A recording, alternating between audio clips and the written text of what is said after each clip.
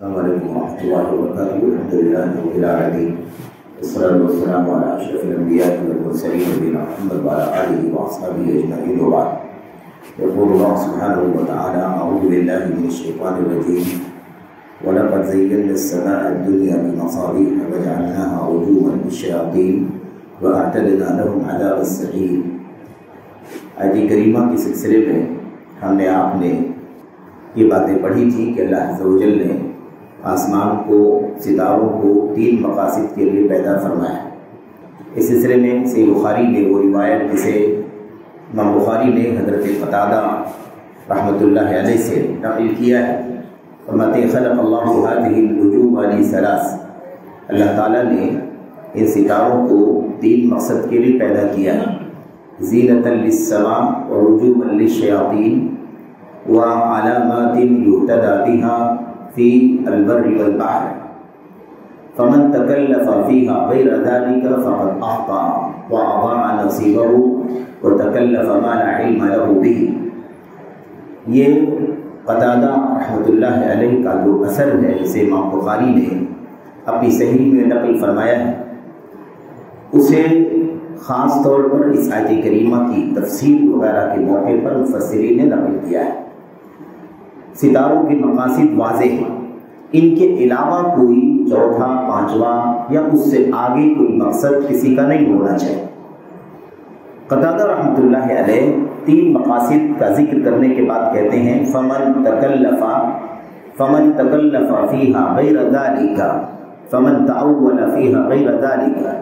ان ستاروں کے سلسلے میں ان کے علاوہ کوئی اور چیز کسی آدمی نے اگر سمجھا، کوئی مقصد نکالا، کوئی معنی سمجھا، کوئی تعبیر کیا، کسی اور ہدف اور غرض و غائب کو اس نے ستاروں کے سلسلے میں طے کیا تو کہتے ہیں فقط اخطا۔ پہلی بات تو یہ ہے کہ ایسا کرنے والا غلط کرتا ہے۔ نمبر 2 واضاع نصیبہ، اور وہ اپنا حصہ ضائع کر دیتا ہے، اپنی عمر کا حصہ، اپنے علم کا حصہ، اپنے عقیدے کا حصہ ضائع کر دیتا ہے۔ تیسری چیز وتکلف ما لا علم له به، اور ایک ایسی چیز میں زبردستی پڑ جاتا ہے جس کا اسے علم نہیں۔ یہ 3 باتیں قتادہ رحمۃ اللہ علیہ بیان فرماتے ہیں۔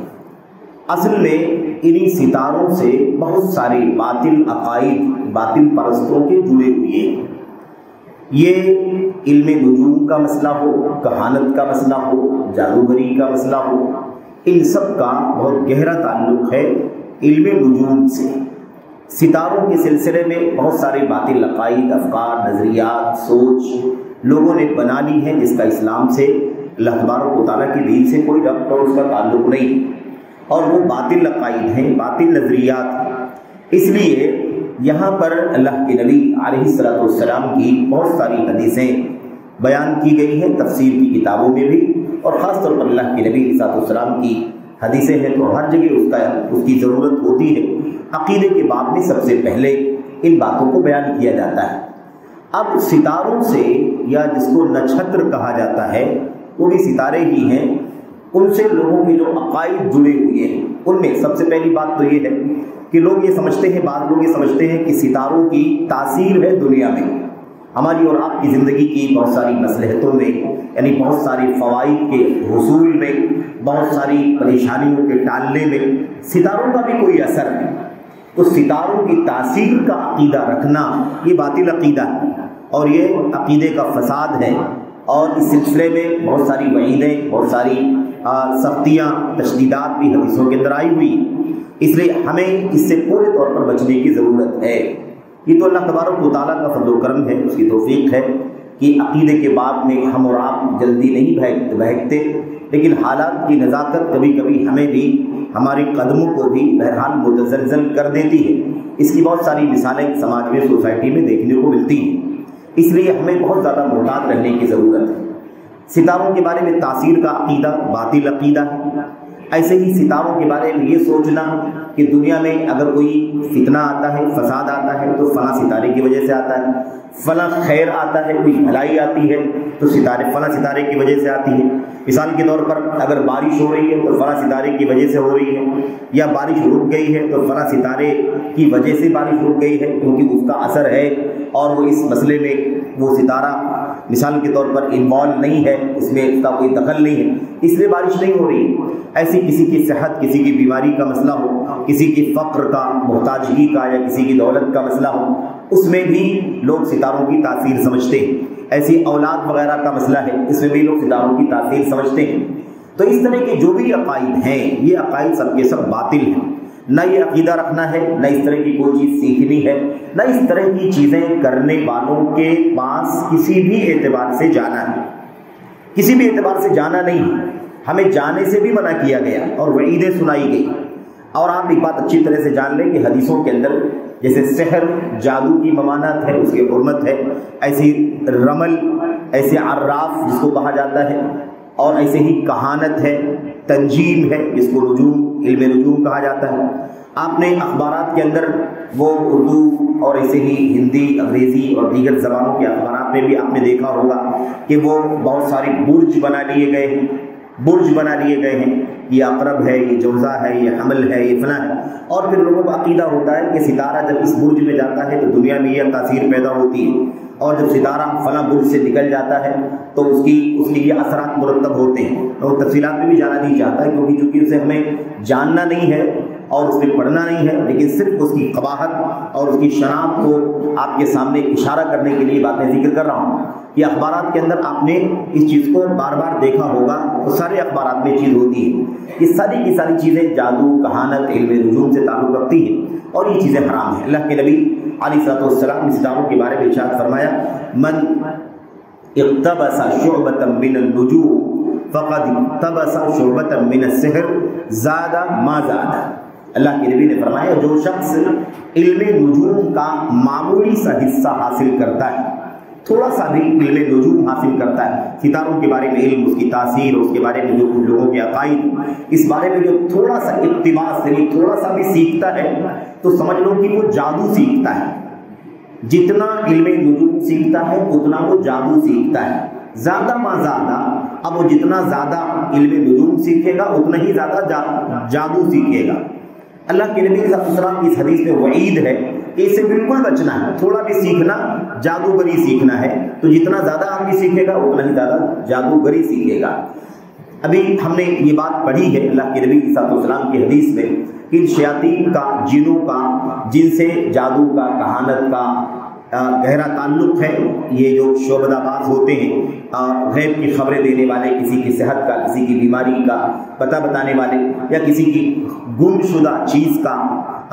ایڈریس بتانے والے، اس طرح کے جتنے بھی لوگ ہیں ان سب کا تعلق شیاطین سے ہوتا ہے، ان سب کا تعلق جنوں سے ہوتا ہے، گندے جنوں سے، شیاطین سے ہوتا ہے۔ اور یہ ظاہر سی بات ہے کہ یہ خبریں آسمان سے سننے کی کوشش کرتے ہیں، کبھی کامیاب ہو جاتے ہیں اور کبھی جل جاتے ہیں، تو جو چیز انہیں ملتی ہے، ایک بات، دو بات، سچی بات، اسی کے ذریعے سے ان کا سارا کاروبار اور سارا نظام چلتا ہے۔ اس سے ہمیں بہت زیادہ محتاط رہنے کی ضرورت ہے۔ وہی لوگ ہیں جادوگروں کے پاس آ کر کے باتیں بتلاتے ہیں، کاہنوں کے پاس آ کر کے بتلاتے ہیں، شعبدہ باز، غیب کی خبریں دینے والے، جن کو لوگ بابا کہتے ہیں، جن کو لوگ بزرگ کہتے ہیں۔ آپ نے اخبارات میں بہت ساری خبریں بھی دیکھی ہوگی، لوگ چیلنج کرتے ہیں دنیا کے سارے مسائل حل کرنے کے لیے ہمارے پاس علاج موجود ہے۔ آپ کی شادی بیاہ کا مسئلہ ہو، کاروبار کا مسئلہ ہو، گھر کا مسئلہ ہو، سفر کا مسئلہ، جو بھی مسائل ہو، آپ ایک بار ہم سے رابطہ کر لیں، سارے مسائل حل کر دیں گے۔ یہ سارا کا سارا تعلق علم نجوم سے ہے، کہانت سے، جادوگری سے، اور یہ حرام ہے۔ اللہ کے نبی علیہ الصلوۃ والسلام نے فرمایا، من اتی کاہنا او عرافا، من اتی کاہنا او عرافا لم تقبل له صلاۃ 40 یوما۔ جو شخص کسی کاہن، جادوگر، کسی عراف، کسی نجومی کے پاس آیا، صرف آیا اس کے پاس اور اس سے کوئی چیز پوچھا، فسألہ عن شیء، اس سے کوئی مسئلہ پوچھا، کوئی بات پوچھا، اس کی بات کو سن لیا، اس کو یقین نہیں کیا، اس پر کوئی ایکشن نہیں لیا، صرف آیا اس کے پاس اور کوئی بات پوچھا اور سن لیا، اللہ کے نبی علیہ الصلوۃ والسلام نے فرمایا کہ صرف آنے اور پوچھنے کی وجہ سے اس کی 40 دن کی نماز قبول نہیں ہوگی۔ اتنی وعید ہے، اس سے پورے طور پر آگاہ کیا گیا، آنا ہی نہیں ہے ایسے لوگوں کے پاس، جانا ہی نہیں۔ تو جو چلا جائے صرف اور صرف اس کی وعید کیا ہے؟ لم تقبل له صلاۃ 40 یوما، 40 دن تک اس کی نماز قبول نہیں ہوگی۔ اور اللہ کے نبی علیہ الصلوۃ والسلام نے فرمایا من اتی کاہنا او عرافا فصدقه بما يقول فقد كفر بما انزل على محمد صلی اللہ علیہ وسلم۔ اور جو شخص کسی کاہن جادوگر کے پاس آیا اور اس سے کوئی بات پوچھا اور اس نے جو بات بتائی اس بات کی تصدیق کر لیا، اس کا یقین کر لیا کہ صحیح کہہ رہا ہے، اللہ کے نبی نے فرمایا ایسا شخص ان تمام چیزوں کا، اس ساری شریعت کا، قرآن کا، دین کا وہ کفر کرنے والا ہے جو اللہ کے نبی علیہ الصلوۃ والسلام پر اتارا گیا ہے، گویا کہ وہ کافر ہے، دین اسلام کے خارج ہے۔ اتنی سخت قسم کی وعیدیں اللہ کے نبی علیہ الصلوۃ والسلام کی حدیثوں میں آئی ہوئی ہیں۔ حدیبیہ کا واقعہ آپ جانتے ہیں، حدیبیہ کا واقعہ جس دن پیش آیا اسی شب میں فجر کی نماز پڑھ کر کے اللہ کے نبی علیہ الصلوۃ والسلام فارغ ہوئے۔ رات میں کچھ بارش ہوئی تھی اور کچھ بارش کے اثرات راستوں پر باہر زمین پر دکھائی دے رہے تھے، جیسے اگر بارش ہو جائے رات کو تو زمین گیلی نظر آتی ہے، اسی طرح کے حالات تھے۔ اللہ کے نبی علیہ الصلوۃ والسلام فجر کی نماز کے بعد فارغ ہونے کے بعد مصلیوں کی طرف، نمازیوں کی طرف آپ نے رخ کیا اور آپ نے فرمایا یقول اللہ سبحانہ و تعالی، اللہ تبارک و تعالی فرماتا ہے اصبح من عبادی مؤمن بی و کافر، میرے بندوں میں سے کچھ لوگوں نے یہ صبح کفر کی حالت میں کی ہے اور کچھ لوگوں نے مجھ پر ایمان کی حالت میں کی، یعنی یہ صبح ہوئی ہے، یہ صبح میرے بندوں میں سے، اللہ فرماتا ہے میرے بندوں میں سے کچھ لوگ مجھ پر ایمان رکھنے والے ہیں اور کچھ لوگ میرا کفر کرنے والے ہیں۔ اللہ کے نبی پھر آگے فرمایا، اللہ تعالیٰ فرماتا ہے جس نے یہ کہا کہ جو بارش ہوئی ہے رات میں یہ بارش فلاں ستارے کی وجہ سے ہوئی ہے، اس کا اثر ہے اس بارش کے ہونے میں، اس کی تاثیر سے یہ بارش ہوئی ہے، فقط اللہ کے نبی نے فرمایا کہ اللہ تعالیٰ فرماتا ہے فقط آمن بالکوكب وکفر بی یا مؤمن بالکوكب وکافر بی، ایسا شخص اس ستارے پر ایمان رکھنے والا ہے، اس کا یقین کرنے والا ہے اور میری قدرت کا، میری عظمت کا، میری ربوبیت کا انکار کرنے والا ہے۔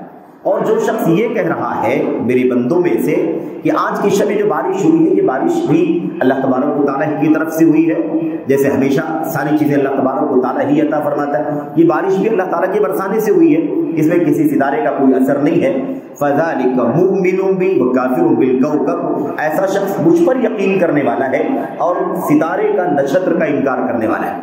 تو اس حدیث سے بھی پتہ چلتا ہے، روایت بخاری وغیرہ کے اندر ہے کہ ستاروں کی تاثیر دراصل کفری عقیدہ ہے، شرکی عقیدہ ہے، اور جو ابراج کا عقیدہ ہے، برجوں کا، وہ سراسر شرکیہ کفری عقیدہ ہے۔ ایسے ہی ایک اور چیز سے جڑی ہوئی ہے، مختصر بات میں آپ سے عرض کروں، حضرت عبداللہ بن عباس رضی اللہ تعالیٰ عنہ نے فرمایا الذین یکتبون اباجاد وینظرون فی النجوم، جو لوگ اباجاد لکھتے ہیں، اباجاد ابجد یعنی الف دال جیم دال، ایک تو جو حروف ہجا ہے، تہجی کے حروف ہیں، ہم پڑھتے ہیں، بچے ہمارے پڑھتے ہیں، یہ ایک الگ چیز ہے، لیکن اس کو لکھ کر کے ایک عقیدہ بنانا کہ اس کا یہ نمبر ہے اور اس سے یہ تاثیر پیدا ہوتی ہے، فنا کا نام اس کے اندر فنا حروف آئے ہوئے ہیں تو اس کی زندگی پر، اس کے اخلاق پر، اس کے عقیدے پر، اس کے معاملات پر یہ اثر پڑتا ہے، اس طرح کا عقیدہ رکھنا فرماتے ہیں کہ یہ عقیدہ بھی باطل عقیدہ ہے، یہ عقیدہ بھی باطل عقیدہ ہے۔ اور جو لوگ ستاروں میں غور کرتے ہیں، یعنی ستاروں پر نظر ڈالنا اور اس سے اثر تلاش کرنا، اور دائیں جا رہا ہے کہ بائیں جا رہا ہے، کون سا ستارہ کہاں سے ہٹا، مشرق سے مغرب گیا، شمال سے جنوب گیا، اور اس سے تاثیر کا عقیدہ نکالنا، فرماتے ہیں کہ سارا عقیدہ جادوگروں کا عقیدہ ہے، جو شرکی عقیدہ ہے، باطل عقیدہ ہے۔ تو خلاصہ کلام یہ ہے کہ وَلَقَدْ زَيَّنَّا السَّمَاءَ الدُّنْيَا بِمَصَابِيحَ وَجَعَلْنَاهَا رُجُومًا لِلشَّيَاطِينِ وَأَعْتَدْنَا لَهُمْ عَذَابَ السَّعِيرِ۔ اس آیت کریمہ کی تفسیر میں ہمیں اتنا ہی جاننا ہے کہ ستاروں کے بارے میں صرف اور صرف 3 عقیدے، آسمانوں کی خوبصورتی، زینت کے لیے، اور شیطانوں کو مار بھگانے کے لیے، اور تیسری چیز اللہ تبارک و تعالیٰ کی زمین پر کوئی خشکی میں چل رہا ہو یا صحراؤں میں یا ایسے ہی سمندروں میں چل رہا ہو، کشتی کا سفر کر رہا ہو، ایسے حالات میں راستوں کی رہنمائی دینا، 3 ہی مقاصد کے لیے اللہ تبارک و تعالیٰ نے اس کو پیدا کیا ہے۔ اس کے علاوہ کوئی اور چوتھی پانچویں چیز ہمیں نہیں سوچنا ہے، اگر ہم نے سوچا تو ظاہر ہے کہ یہ عقیدے کا فساد اس سے لازم آئے گا، اور اس سے انسان کہیں نہ کہیں عقیدے کے باب میں متاثر ہو کر کے اپنے صحیح عقیدے کو خراب کر بیٹھے گا، اس لیے اس سے بچنے کی ضرورت ہے۔ خاص بات یہ ہے کہ ہمارے بیچ میں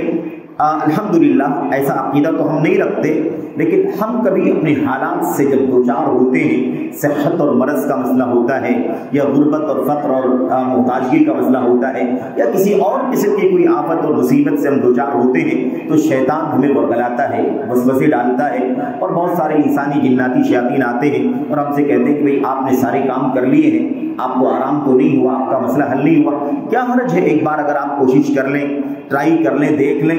اور اگر آرام ہو جائے تو ٹھیک ہے، آپ کا مسئلہ حل ہو جائے تو ٹھیک ہے، اگر نہ یقین آئے تو کوئی بات نہیں، لیکن اگر آپ کا کام ہو جائے تو کیا حرج کی بات ہے کہ آپ فائدہ اٹھا لیں۔ اس طرح کی بات کرنے والے بھی آتے ہیں، اور ایسے واقعات ہم خود جانتے ہیں بہت سارے اپنے بھائیوں کے، جو صحیح ایمان و عقیدے کے باوجود بھی حالات کی نزاکت کے پیش نظر وہ ایسے راستوں پر چل پڑتے ہیں جو ان کے عقیدے کو خراب کرنے کا سبب اور ذریعہ بن جاتے ہیں۔ اس لیے ہمیں بالکل محتاط رہنے کی ضرورت ہے، اس قسم کی کسی بھی بات کے دھوکے میں یا اس قسم کی بات اس قسم کے لوگوں کے دھانسے میں آنے سے ہمیں اور آپ کو اپنے آپ کو بچانے کی ضرورت ہے۔ اللہ سے دعا ہے کہ اللہ تبارک و تعالیٰ ہمیں قرآن کریم کی آیات اور اس کے معانی کو سمجھنے کی، اور اس کے پیغام کو سمجھنے کی اور اس کے مطابق عمل کرنے کی توفیق عطا فرمائے۔ آمین رب العالمین، صلی اللہ وسلم وبارک علی نبینا محمد وعلی آلہ وصحبہ اجمعین۔ السلام علیکم ورحمۃ اللہ وبرکاتہ۔